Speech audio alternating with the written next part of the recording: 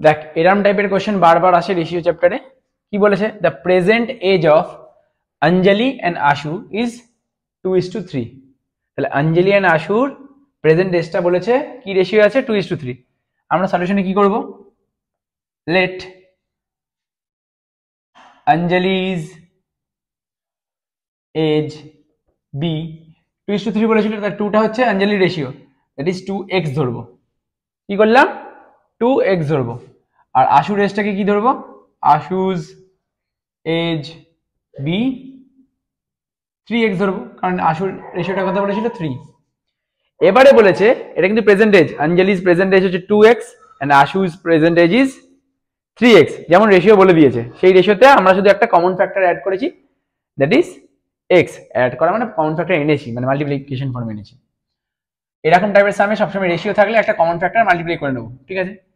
এবার হচ্ছে 5 years hence, মানে 5 বছর পরে the ratio of their ages will be 3:4। তাহলে after 5 years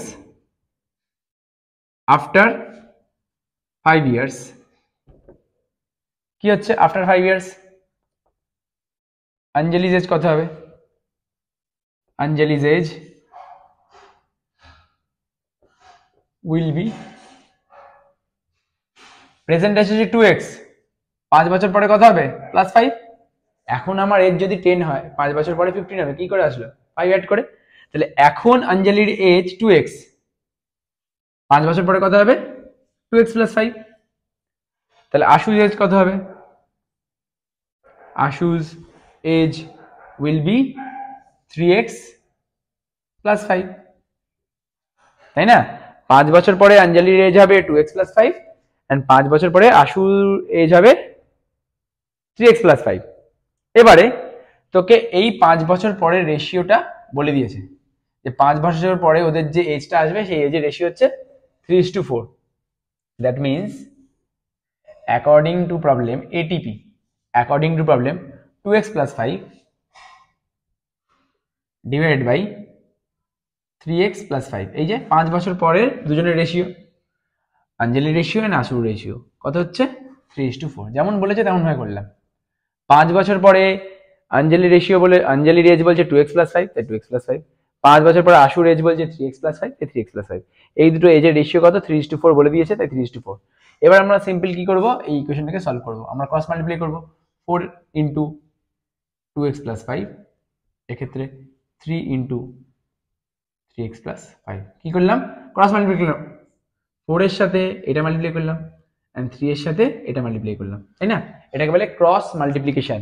4 এর সাথে মানে এইটা এদিকে মাল্টিপ্লাই করলাম, এটা এদিকে মাল্টিপ্লাই করলাম, তাই না। 4 এর সাথে 2x + 5 মাল্টিপ্লাই করলাম এন্ড 3 এর সাথে 3x + 5 মাল্টিপ্লাই করলাম। তাহলে এটা মাল্টিপ্লাই করে কত আসছে, 4 × 2x that is 8x plus 4 5 যা 20। এটা মাল্টিপ্লাই করে কত আসছে, 3 × 3x 9x, 3 5 যা 15।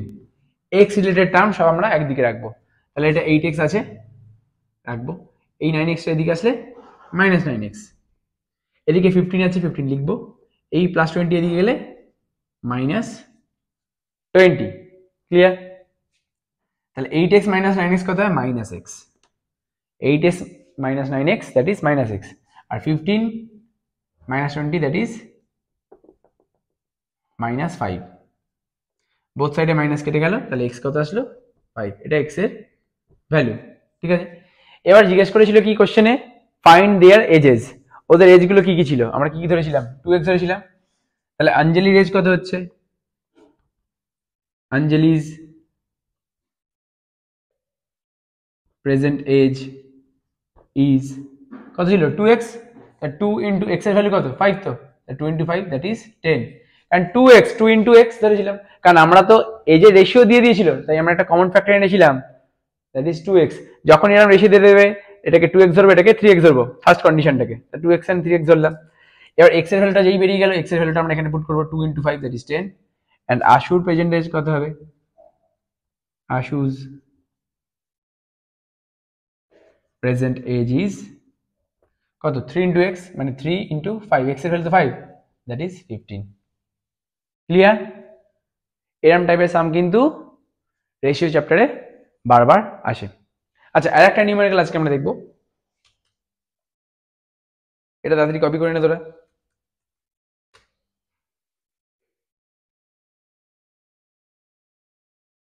ইরেজ করছি।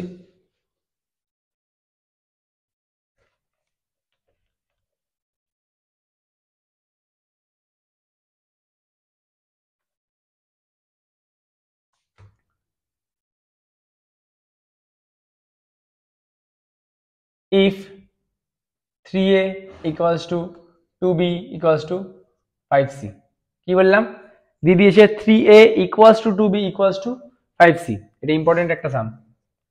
কি কি দিয়ে দিয়েছে, 3a equals to 2b equals to 5c, এটা দিয়ে দিয়েছে। Find a is to b is to c, a b c এর রেশিওটা আমাদেরকে বার করতে দিয়েছে। তাহলে আমাদের যেটা গিভেন সেটা নিয়ে কাজ।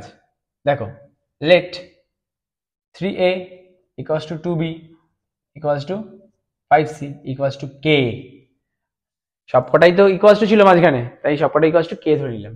আর সবকটা ইকুয়ালস টু কে হলে 3a ইকুয়ালস টু কে বলতে পারি আমরা, 3a ইকুয়ালস টু কে। তেমনি 2b ইকুয়ালস টু কে বলতে পারি, হ্যাঁ পারি। তেমনি 5c ইকুয়ালস টু কে, সেটাও বলতে পারি। ইন্ডিভিজুয়াল প্রত্যেকটা টার্ম ইকুয়ালস টু কে বলতে পারি, কারণ আমরা সবকটার মাঝখানে ইকুয়ালস টু আছে। আচ্ছা, এবার দেখ এটা কত, a ইকুয়ালস টু কে আপন 3, 3টা নিচে আসবে। b ইকুয়ালস টু কত, কে আপন 2, কারণ 2টা নিচে আসবে। এন্ড c ইকুয়ালস টু কত হবে, নিজেরা বল, c ইকুয়ালস টু কে আপন 5। এবার আমাদের কোশ্চেনে কি বলেছে, a is to b is to c, তাহলে আমরা লিখব therefore a is to b is to c। Ratio চ্যাপ্টারের সামস গুলো, প্র্যাকটিস গুলো একই রকম, তো প্র্যাকটিস বারবার করবি যাতে পরীক্ষার সময় সেই টাইপটা মনে রেখে নিউমেরিক্যালস গুলো সলভ করতে পারিস। তাহলে a is to b is to c, a কত, k upon 3, b কত, k upon 2, c কত, k upon 5। সব কটার উপরে k আছে, তাই k ক্যান্সেল আউট হয়ে গেল। কত পড়ে থাকলো, 1 upon 3 is to 1 upon 2 is to 1 upon 5। আবার ফ্র্যাকশনে চলে এসছে। আমরা একদম ফার্স্ট ভিডিওতে দেখেছিলাম যখন ফ্র্যাকশনে থাকবে তখন নিচের টার্মগুলো মানে ডিনোমিনেটরগুলো এলসিএম নেব। তাহলে 3, 2 and 5 এর এলসিএম, এলসিএম অফ 3, 2 and 5 কত আসছে, 3, 2 and 5, এলসিএম কোনোটারই কমন ফ্যাক্টর নেই, মানে সিম্পল মাল্টিপ্লাই করতে হবে। 3 2 6, 6 5 30, এলসিএম কত 30। তাহলে প্রত্যেকটা ফ্র্যাকশনের সাথে 30 মাল্টিপ্লাই করব। তাহলে 1 upon 3 into 30 is to 1 upon 2 into 30 is to 1 upon 5 into 30। প্রত্যেকটা ফ্যাক্টরের সঙ্গে বা প্রত্যেকটা ফ্র্যাকশনের সাথে আমি 30 মাল্টিপ্লাই করলাম। তাহলে এটা 3 10 যা 30, তাহলে 10, 2 15 যা 30, 15, 5 6 যা 30, দ্যাট ইজ 6।